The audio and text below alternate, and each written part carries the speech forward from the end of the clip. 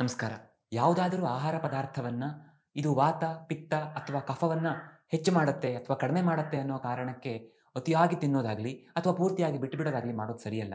ಆದರೆ ನಮಗೆ ಆ ಪದಾರ್ಥದ ಗುಣ ಗೊತ್ತಿದ್ರೆ, ಅದು ಯಾವ ದೋಷವನ್ನ ಹೆಚ್ಚು ಕಡಿಮೆ ಮಾಡುತ್ತೆ ಅನ್ನೋದು ತಿಳುವಳಿಕೆ ಇದ್ರೆ, ಆಗ ನಮಗಿರುವ ಸಮಸ್ಯೆ ನಮ್ಮ ಪ್ರಕೃತಿಗೆ ಅನುಗುಣವಾಗಿ ನಾವು ಅದನ್ನ ಹೆಚ್ಚು ಕಡಿಮೆ ಸೇವನೆ ಮಾಡಲಿಕ್ಕೆ ಸಾಧ್ಯ ಆಗುತ್ತೆ. ಹಾಗಾಗಿ ಇಂದು ನಾನು ವಾತ, ಪಿತ್ತ, ಕಫ ಈ ಮೂರೂ ದೋಷಗಳನ್ನ ಕಡಿಮೆ ಮಾಡುವಂಥ ಅಂದರೆ ವಾತಕ್ಕೆ ಬೇರೆಯಾಗಿ, ಪಿತ್ತಕ್ಕೆ ಕಫಕ್ಕೆ ಬೇರೆ ಬೇರೆಯಾಗಿ ಆ ದೋಷಗಳನ್ನು ಕಡಿಮೆ ಮಾಡುವಂಥ ಒಂದೊಂದು ಸೊಪ್ಪು ಮತ್ತು ಒಂದೊಂದು ಗಾರ್ಡ್ ಅಂದರೆ ತರಕಾರಿಯನ್ನು ನಾನು ಇವತ್ತು ಹೇಳಲಿಕ್ಕೆ ಹೊರಟಿದ್ದೇನೆ. ಇದು ತುಂಬ ಇನ್ಫಾರ್ಮೇಟಿವ್ ಆಗಿರುತ್ತೆ ಮತ್ತು ನಿಮಗೆ ಹೆಲ್ಪ್ ಆಗುತ್ತೆ ಅಂತ ನಾನು ಅಂದ್ಕೊಂಡಿದ್ದೇನೆ. ಆದರೆ ಯಾವುದೇ ಕಾರಣಕ್ಕೂ ಓಹೋ ಇದು ಪಿತ್ತವನ್ನು ಕಡಿಮೆ ಮಾಡುತ್ತಾ, ಹಾಗಾದರೆ ಇದನ್ನು ಪ್ರತಿದಿನ ತಿನ್ನೋಣ, ಆ ಥರ ಮಾಡೋದು ಬೇಡ.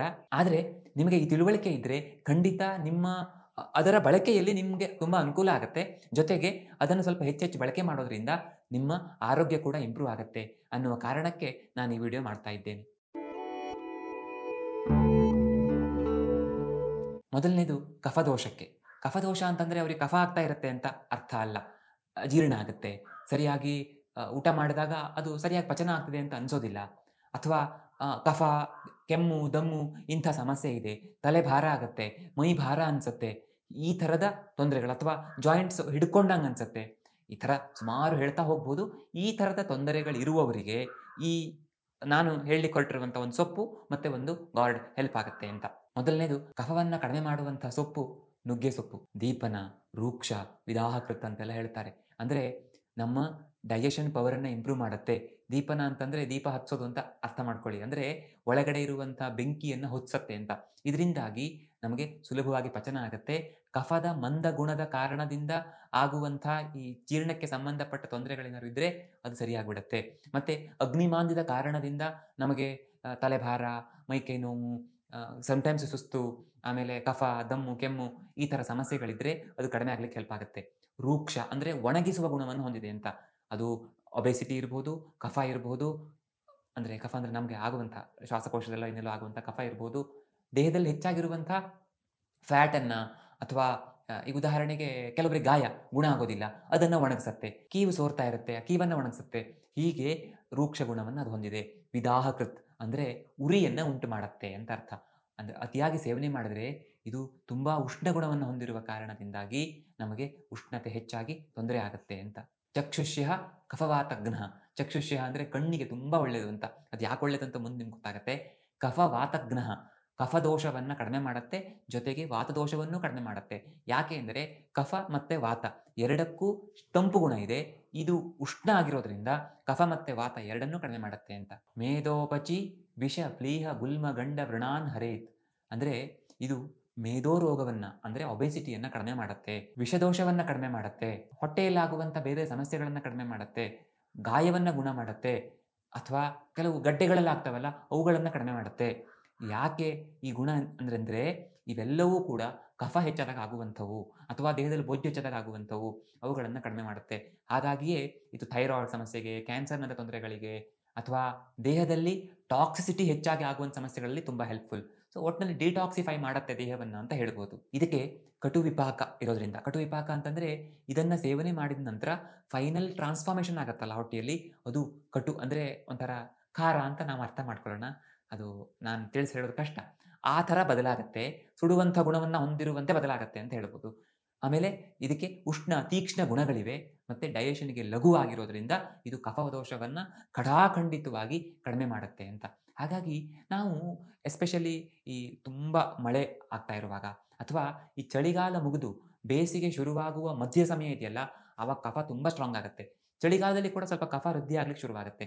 ಅಂಥ ಸಂದರ್ಭದಲ್ಲಿ ನುಗ್ಗೆ ಸೊಪ್ಪನ್ನು ಆಗಾಗ ಬಳಕೆ ಮಾಡ್ತಾ ಇದ್ದರೆ ಕಫ ಕಂಟ್ರೋಲ್ ಇರುತ್ತೆ, ಅದು ತನ್ನ ಹಾರಾಟ ಮಾಡಲಿಕ್ಕೆ ಆಗೋದಿಲ್ಲ ಅಂತ. ತುಂಬ ಉಷ್ಣ ಆಗುತ್ತೆ ಅನ್ನುವಂಥವರು ಸ್ವಲ್ಪ ಎಚ್ಚರಿಕೆಯಲ್ಲಿ ಬಳಕೆ ಮಾಡಬೇಕು. ಮತ್ತು ಇದನ್ನು ಆ ಥರ ಬಳಕೆ ಮಾಡಿದಾಗ ತೊಂದರೆ ಆಗುತ್ತೆ ಅಂತ ಇದ್ದರೆ, ಉದಾಹರಣೆಗೆ ಅದರ ಪಲ್ಯ ಮಾಡಿದ್ದಾರೆ ಅಥವಾ ಅದನ್ನು ಹಾಕಿ ದೋಸೆ ಮಾಡ್ಬೋದು.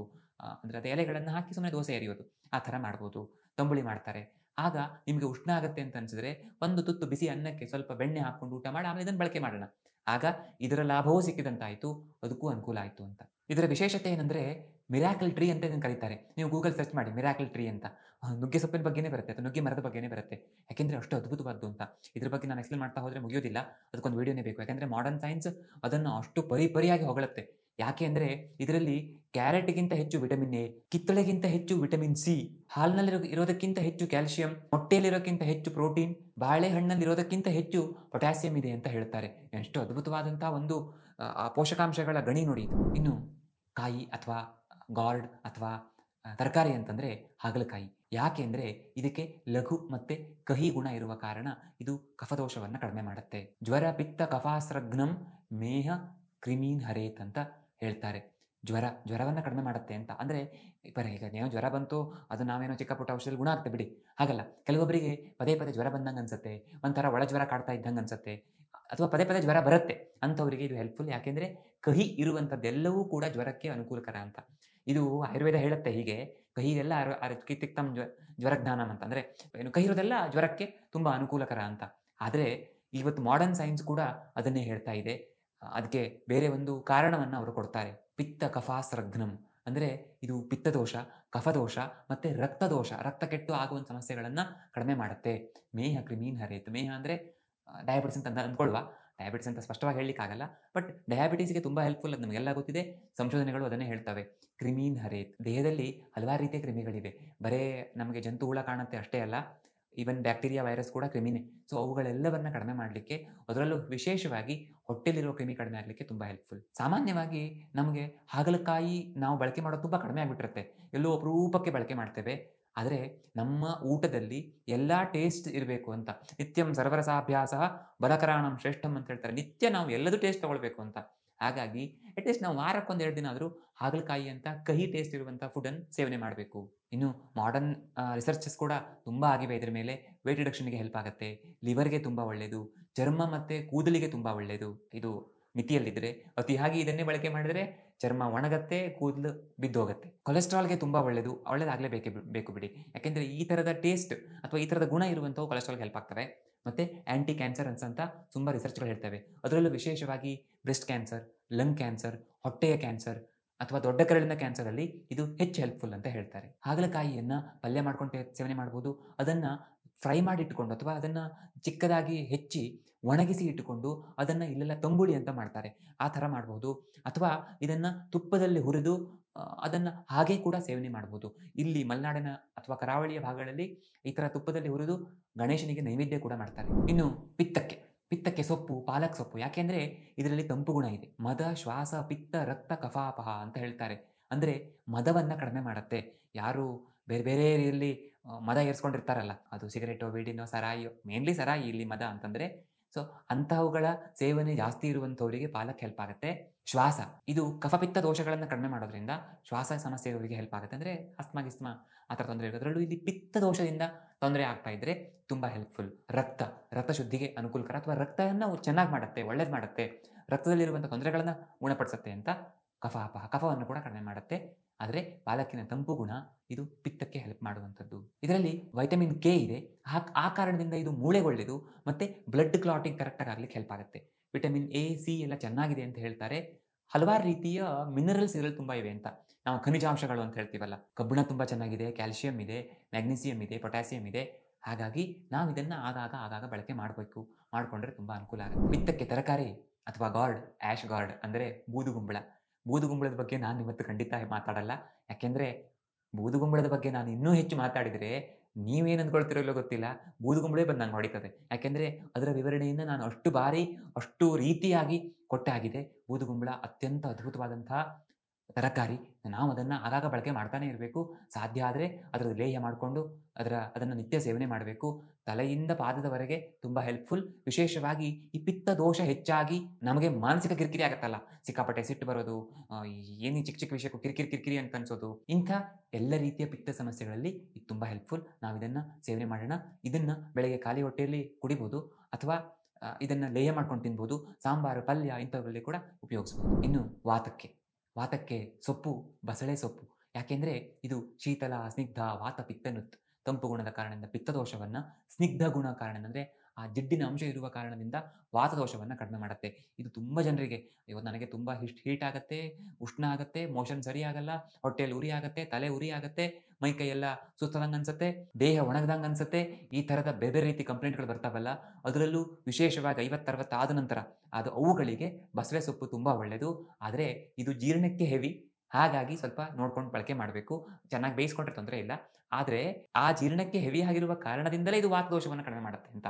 ಯಾವಾಗಲೂ ಗುರು ಗುಣ ಇರುವಂಥವು ಅಥವಾ ಸ್ನಿಗ್ಧ ಗುಣ ಇರುವಂಥವು ವಾತದೋಷವನ್ನು ಕಂಟ್ರೋಲ್ ಮಾಡ್ತವೆ. ಅಕಂಠ್ಯ ನಿದ್ರಾ ಶುಕ್ರದ ಅಂತ ಹೇಳ್ತಾರೆ. ಅಂದರೆ ಇದು ಕಂಠಕ್ಕೆ ಒಳ್ಳೆಯದಲ್ಲ, ಯಾಕೆಂದರೆ ಇದು ಕಫದೋಷವನ್ನು ಹೆಚ್ಚು ಮಾಡುವಂಥದ್ದು. ಮತ್ತೆ ಅದರ ಆ ಪಿಚ್ಚಲ ಗುಣದ ಕಾರಣದಿಂದಾಗಿ ಕಂಠಕ್ಕಷ್ಟು ಅನುಕೂಲಕರ ಅಲ್ಲ. ಹಾಗಾಗಿ ಹಾಡುವಂಥವರಿದ್ದರೆ ಇದು ಅತಿಯಾದ ಬಳಕೆ ಬೇಡ. ನಿದ್ರಾ ಶುಕ್ರದ, ನಿದ್ರೆಯನ್ನು ಚೆನ್ನಾಗಿ ತಂದುಕೊಡುತ್ತೆ. ಮತ್ತು ಶುಕ್ರದ ಇದು ವೃಶ್ಯ ಅಂತೆಲ್ಲ ಬೇರೆ ಬೇರೆ ನಿಘಂಟುಗಳಲ್ಲಿ ಹೇಳ್ತಾರೆ. ಅಂದರೆ ಇದು ಈ ವೀರ್ಯವನ್ನು ಇಂಪ್ರೂವ್ ಮಾಡುತ್ತೆ. ಸೊ ಸಂತಾನೋತ್ಪತ್ತಿಗೆ ಪ್ರಯತ್ನ ಮಾಡ್ತಾ ಇರುವಂಥವರು, ಅದರಲ್ಲೂ ವಿಶೇಷವಾಗಿ ಪುರುಷರು, ಮತ್ತು ಈ ಲೈಂಗಿಕ ಸಮಸ್ಯೆಗೆ ಸಂಬಂಧಪಟ್ಟ ಸಮಸ್ಯೆಗಳನ್ನು ಅನುಭವಿಸ್ತಿರುವಂಥವರಿಗೆ ಇದು ಹೆಲ್ಪ್ಫುಲ್ ಅಂತ. ಬಲದ ಪಥ್ಯ ಬ್ರಹ್ಮಣಿ, ಬಲವನ್ನು ಕೊಡುವಂಥದ್ದು. ಪಥ್ಯ ಅಂದರೆ ಆಗಾಗ ಬಳಕೆಗೆ ಯೋಗ್ಯವಾಗಿರುವಂಥದ್ದು ಅಂತ. ಅಂದರೆ ಆಗ ನಾನು ನುಗ್ಗೆ ಸೊಪ್ಪು ಬಗ್ಗೆ ಹೇಳುವಾಗ ಹೇಳಿದ್ನಲ್ಲ, ಹೆಚ್ಚು ಬಳಕೆ ಮಾಡಿದರೆ ಉಷ್ಣ ಆಗುತ್ತೆ ಅಂತ. ಇದು ಹಾಗಲ್ಲ, ಇದನ್ನು ಸ್ವಲ್ಪ ಹೆಚ್ಚಿನ ಪ್ರಮಾಣದಲ್ಲಿ ಆಗಾಗ ಬಳಕೆ ಮಾಡಬಹುದು ಅಂತ ಅರ್ಥ. ಬ್ರಹ್ಮಣಿ ಅಂತಂದರೆ ನಮ್ಮ ಧಾತುಗಳಿಗೆ ಶಕ್ತಿಯನ್ನು ಕೊಡುತ್ತೆ. ಎಲ್ಲ ಧಾತುಗಳಿಗೂ ಅನುಕೂಲಕರ, ಯಾಕೆಂದರೆ ಇದು ವಾತದೋಷವನ್ನು ಕಂಟ್ರೋಲ್ ಮಾಡುತ್ತೆ, ಪಿತ್ತದೋಷವನ್ನು ಕೂಡ ಕಂಟ್ರೋಲ್ ಮಾಡುತ್ತೆ. ಹಾಗಾಗಿ ಎಲ್ಲ ಧಾತುಗಳಿಗೂ ಅನುಕೂಲ ಮಾಡಿಕೊಡುವಂಥದ್ದು, ಎಲ್ಲ ಧಾತುಗಳ ಶಕ್ತಿಯನ್ನು ಹೆಚ್ಚು ಮಾಡುವಂಥದ್ದು. ಇನ್ನು ವಾತದೋಷವನ್ನು ಕಂಟ್ರೋಲ್ ಮಾಡುವಂಥ ಗಾರ್ಡ್ ಅಥವಾ ತರಕಾರಿ ಬಾಟಲ್ ಗಾರ್ಡ್, ಲೌಕಿ ಅಂತ ಹೇಳ್ತಾರಲ್ಲ, ಅಥವಾ ನಾವು ಸೋರೆಕಾಯಿ ಅಂತ ಹೇಳ್ತೇವೆ. ಸೊ ಅದನ್ನು ನಾವು ಬಳಕೆ ಮಾಡಬೇಕು. ಕಾಸ ಶ್ವಾಸ ಜ್ವರ ವಿಷಾಪಹ ಅಂತ ಹೇಳ್ತಾರೆ. ಅಂದರೆ ಇದು ಕೆಮ್ಮು, ದಮ್ಮು, ಜ್ವರ ಮತ್ತು ವಿಷವನ್ನು ಕಡಿಮೆ ಮಾಡುತ್ತೆ, ದೇಹಕ್ಕೆ ಶಕ್ತಿಯನ್ನು ಕೊಡುತ್ತೆ. ಆಗಾಗ ನಾವು ಇದನ್ನು ಬಳಕೆ ಮಾಡಬೇಕು. ಅದರಲ್ಲೂ ವಿಶೇಷವಾಗಿ ಇದರಿಂದ ಹಲ್ವಾ ಥರ ಮಾಡಿ ಅದಕ್ಕೆ ಚೆನ್ನಾಗಿ ತುಪ್ಪ ಎಲ್ಲ ಹಾಕ್ಕೊಂಡು ತಿಂದರೆ ವಾತ ಶಮನ ಮಾಡಲಿಕ್ಕೆ ಇನ್ನೂ ಅನುಕೂಲಕರ. ಇದರ ಸಾಂಬಾರು ಮಾಡ್ಬೋದು, ಅಥವಾ ಇದರ ಜ್ಯೂಸ್ ಮಾಡ್ಕೊಂಡು ಕುಡಿಬೋದು. ತುಂಬ ಜನ ಇದರ ಜ್ಯೂಸನ್ನು ಬೆಳಗ್ಗೆ ಖಾಲಿ ಹೊಟ್ಟೆಲಿ ಕುಡಿತಾರೆ. ಸೊ ವಾತ ಮತ್ತು ಪಿತ್ತ ದೋಷಕ್ಕೆ ಸಂಬಂಧಪಟ್ಟ ಸಮಸ್ಯೆ ಇರುವಂಥವರಿಗೆ ಬೆಳಗ್ಗೆ ಇದರ ಜ್ಯೂಸ್ ಹೆಲ್ಪ್ ಆಗುತ್ತೆ. ಬೂದುಗುಂಬಳಕಾಯಿ ಬಿಟ್ಟ ನಂತರ ಎರಡನೆಯ ಇಂಪಾರ್ಟೆನ್ಸ್ ಅದನ್ನು ನಾವು ಬಾಟ್ಲ್ ಗಾರ್ಡಿಗೆ ಕೊಡ್ಬೋದು ಅಂತ ಹೇಳ್ಬೋದು. ಅದರಲ್ಲೂ ವಿಶೇಷವಾಗಿ ಹೀಟ್ ಬಾಡಿ ಇರುವಂಥವ್ರು, ತುಂಬ ಉಷ್ಣ ಅನ್ನೋಂಥವ್ರಿಗೆ ತುಂಬ ಹೆಲ್ಪ್ಫುಲ್. ಡಿಹೈಡ್ರೇಷನ್ ಕಡಿಮೆ ಮಾಡುತ್ತೆ. ಜೊತೆಗೆ ಇದರಲ್ಲಿ ಒಳ್ಳೆಯ ಫೈಬರ್ ಇರೋದ್ರಿಂದ ನಮ್ಮ ಕರುಳಿಗೆ ಅನುಕೂಲಕರ. ಕರಳಲ್ಲಿರೋ ಒಳ್ಳೆ ಬ್ಯಾಕ್ಟೀರಿಯಾಗೆ ಇದು ಫುಡ್ ಆಗುತ್ತೆ. ಹಾಗಾಗಿ ನಮ್ಮ ಡೈಜೆಷನ್ ಸ್ಮೂತಾಗಿ ಆಗಲಿಕ್ಕೆ ಹೆಲ್ಪ್ ಮಾಡಿಕೊಡುತ್ತೆ. ಜೊತೆಗೆ ಮಾಡರ್ನ್ ಸೈನ್ಸ್ ಇದು ಲಿವರ್, ಸ್ಕಿನ್, ಹೇರಿಗೆಲ್ಲ ತುಂಬ ಒಳ್ಳೆಯದು. ದೇಹವನ್ನು ಡಿಟಾಕ್ಸಿಫೈ ಮಾಡುತ್ತೆ ಒಂದು ಮಟ್ಟಿಗೆ ಅಂತ ಹೇಳ್ತದೆ.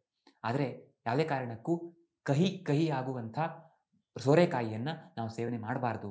ಯಾಕೆಂದರೆ ಅದರಲ್ಲಿ ಕೆಲವು ಈ ನಮ್ಮ ದೇಹಕ್ಕೆ ಒಳ್ಳೇದು ಮಾಡದೇ ಇರುವಂಥ, ತೊಂದರೆ ಕೊಡುವಂಥ ಅಂಶಗಳಿರ್ತವೆ ಅನ್ನೋ ಕಾರಣಕ್ಕೆ. ವಿಡಿಯೋದ ಬಗ್ಗೆ ಅಭಿಪ್ರಾಯಗಳನ್ನು ಕಮೆಂಟ್ ಮಾಡಿ ತಿಳಿಸಿ. ಮುಂದಿನ ವಿಡಿಯೋದಲ್ಲಿ ಮತ್ತೆ ಸಿಗೋಣ. ಧನ್ಯವಾದ.